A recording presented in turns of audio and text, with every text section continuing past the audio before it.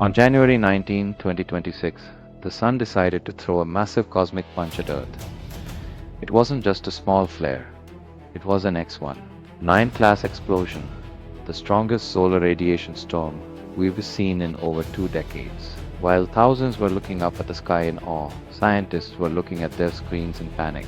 High-altitude flights were being diverted, satellites were glitching, and a silent battle was being fought a million miles away in space today on the Factz 360. We look at the storm that turned the sky red and why India's Aditya L1 mission is being called a global hero. It all started with a snap. A massive magnetic loop on the Sun broke, releasing a cloud of superheated plasma known as a coronal mass ejection (CME). These particles didn't take days to arrive. They traveled at nearly 3.6 million kilometers per hour. By the time the news hit the headlines, the storm was already slamming into our magnetic shield. This was rated an S4 severe radiation storm.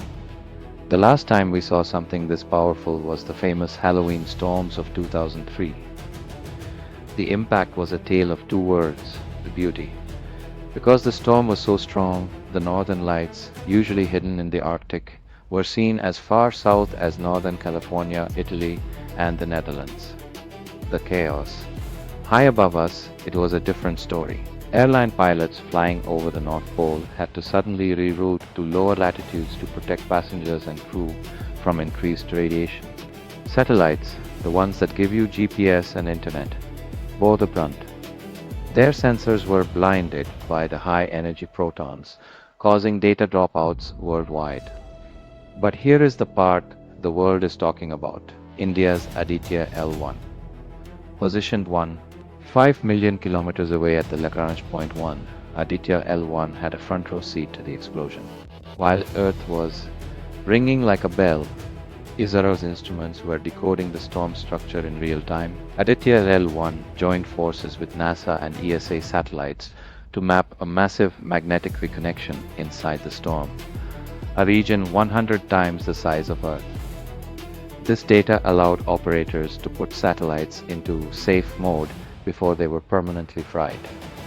Scientists warn that we are currently at the solar maximum, the peak of the Sun's 11-year cycle.